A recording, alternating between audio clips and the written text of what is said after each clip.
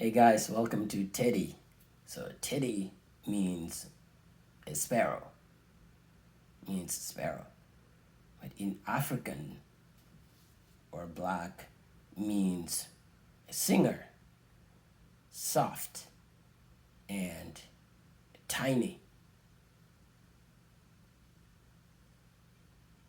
Right? A tiny bird. Singer, soft and tiny. Bird or object. Teddy also is a boy's name. So Teddy is in African or Honkan means name of the boy. So Teddy, Teddy, Teddy, or Tedda, Tedda, or Teddy, Teddy, Teddy.